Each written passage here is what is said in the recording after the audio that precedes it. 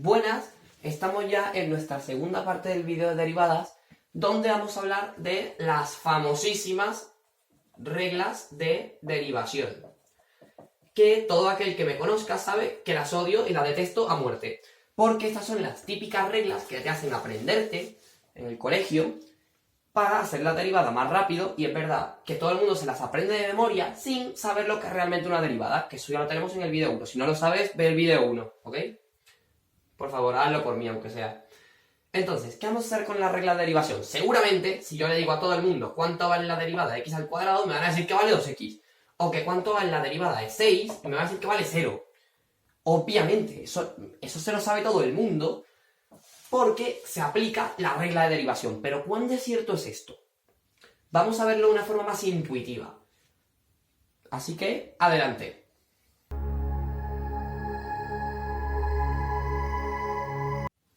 Bueno, empecemos a analizar las reglas, bueno, una por una. No vamos a demostrar todo, obviamente, porque es larguísimo. Pero las que podamos demostrar como intuitivamente, las vamos a demostrar intuitivamente. Empecemos con la siguiente, la primera de todas. Seguramente todo el mundo me sabe decir que la derivada de un número, por ejemplo, vale 0. Es decir, que si yo, por ejemplo, tengo la derivada de la función igual a 7, y prima vale 0. Eso seguramente me lo sabe decir todo el mundo. ¿Y cuán de cierto tiene esto? Vamos a ver, vamos a dibujar, por ejemplo, esto, la recta igual a 1. Es una cosa más o menos así, ¿no? Es una recta tal cual. Y tú me dirás, ¿cuál es la recta tangente a esta porquería? La recta tangente a esta cosa, como tangente como tal, no existe. Entonces, viene siendo una recta que está acostada sobre la misma recta, que es la que define como su dirección, por decirlo así. Que no es una recta que define su dirección, pero algo similar. Todas estas rectas que yo acabo de dibujar son todas las derivadas en todos los puntos que tengo aquí. Esto, y claro, su pendiente va a valer 0, porque, por ejemplo, cuando yo quiera calcular la pendiente, va a ser 0 entre alguna cosa. Es decir, 0 entre 7, por ejemplo. Entonces, eso va a dar 0. Por eso es que la derivada de un número, de una función que es constante, siempre va a valer 0. Va a valer 0. Porque es una recta que no tiene ningún tipo de variación en el eje Y. Por lo tanto, su pendiente es 0.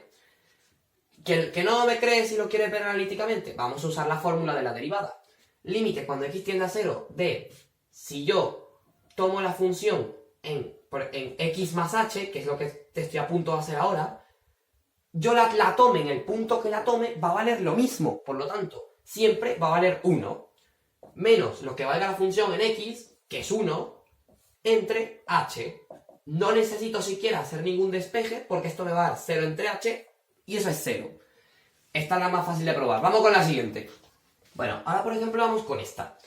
Esta es una recta que es más o menos así, que tiene pendiente 2. Y con esto, como es una recta, nos va a pasar exactamente lo mismo que con la recta que teníamos tumbada aquí.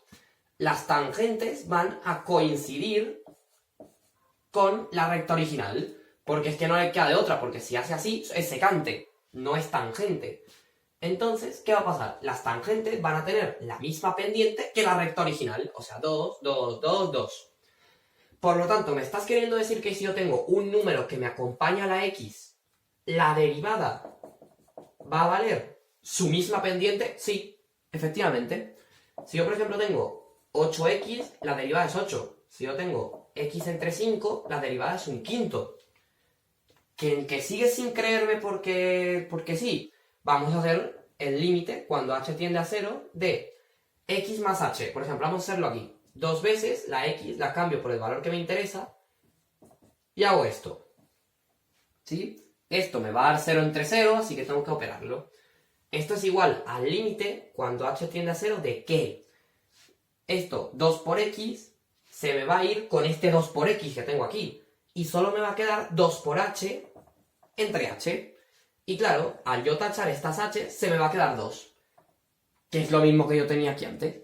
Porque el límite cuando h tiende a 0 de algo que ni siquiera tiene h, va a seguir siendo lo mismo. Entonces, ya sencillamente te queda una cosa así. Ahora sí tenemos que entrar en un caso donde hay que confiar un poquito más en el resultado que nos da. Porque, por ejemplo, tenemos 5x al cuadrado. Seguramente todo el mundo me sabe decir la función derivada de esto vale 10x. Y yo te pregunto, ¿por qué? Porque dices, bueno, porque yo voy bajo el exponente aquí, lo multiplico, hago 2 menos 1 y me queda 1. Sí, efectivamente, tiene usted razón. Pero bueno, aquí ya hay que empezar un poquito más a meterse en cuentas raras. Porque, por ejemplo, 5x al cuadrado es una cosa así, más o menos. Bueno, un poquito más abajo. Yo, a medida que vaya creciendo, la pendiente se va a hacer cada vez más grande. Por lo tanto, es lógico que si yo tengo una derivada que es la recta tangente a este punto, nunca valga ni lo mismo, sino que valga no sé qué con x. Porque su pendiente va a ir variando, depende del valor que yo le dé aquí. Entonces, vamos ahora sí a hacer la cuenta algebraica que corresponde a esto. Vamos a sacar el límite. Límite, cuando h tiende a 0, ¿de qué? 5 por x más h al cuadrado menos 5x cuadrado entre h. Vamos a hacer la operación de esto y me queda 5 veces x cuadrado más 2xh más h cuadrado menos 5x cuadrado.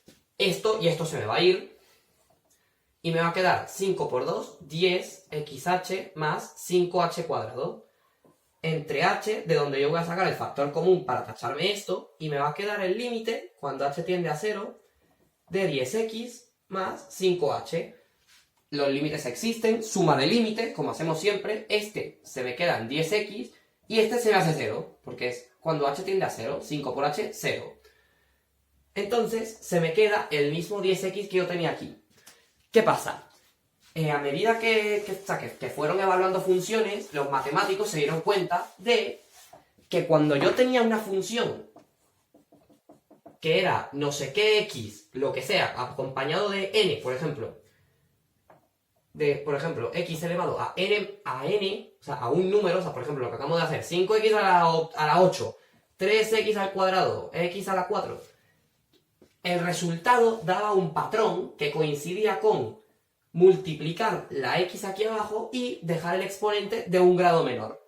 Porque al yo desplegar esto, el exponente de mayor grado se me va a ir con el que está restando de este lado y se me va a quedar uno de un grado menor.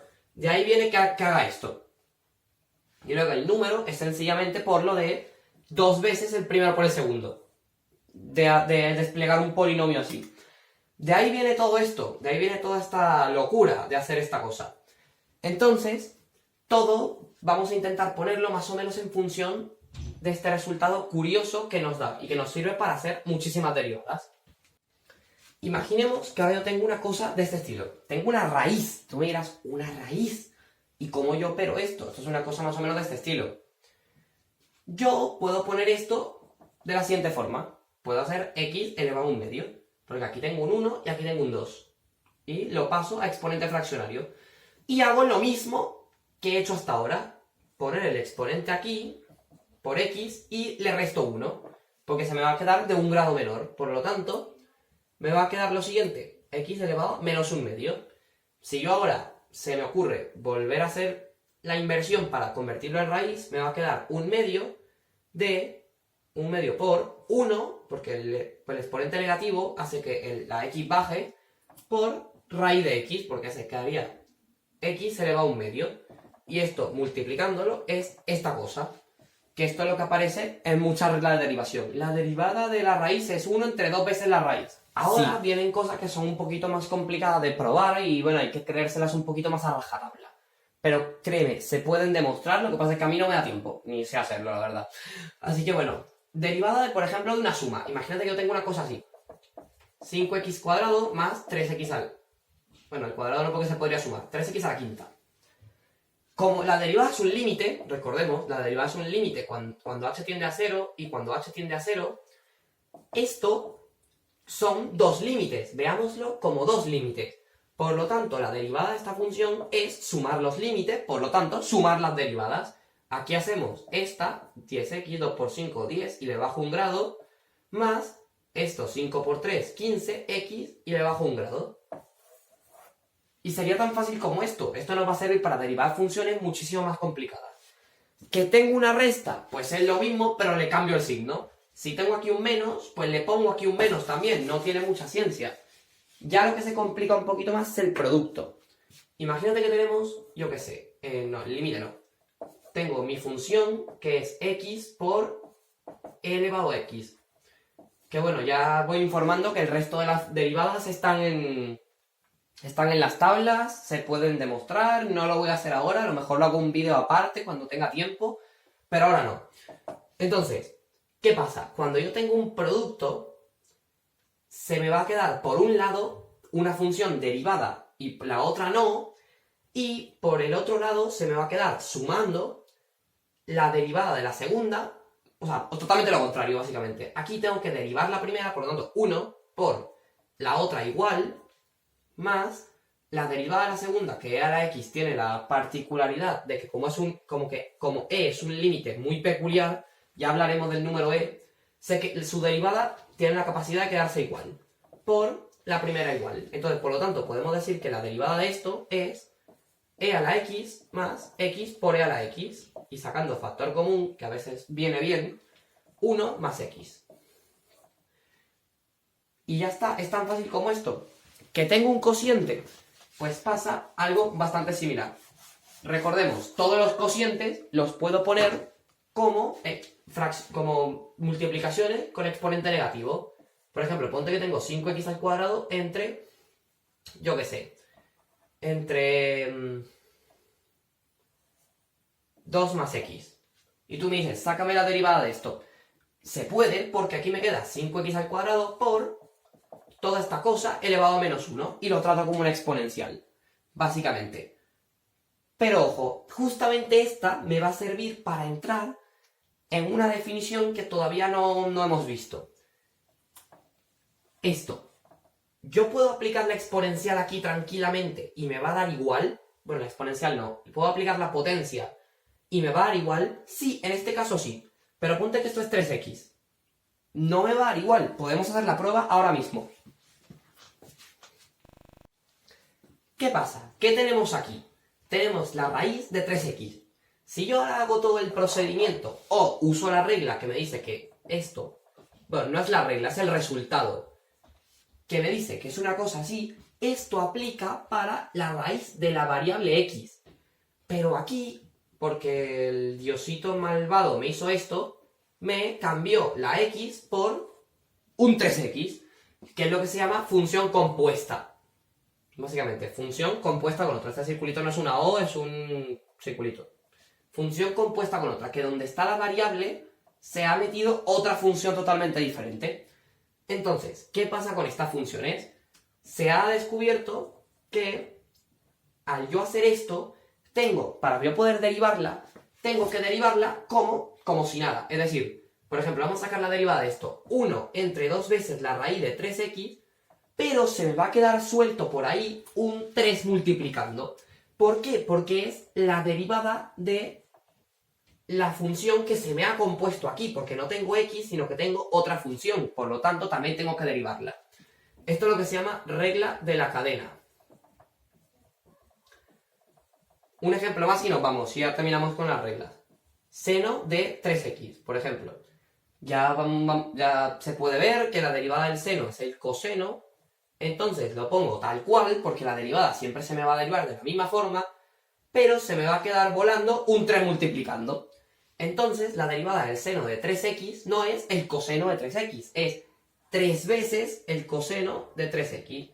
Esto se complica un poquito más con los logaritmos, las exponenciales y eso, pero se puede hacer igualmente. Yo creo que hasta aquí nuestro video y ya la próxima vamos a ver las aplicaciones que tiene esto en el mundo real, la verdad.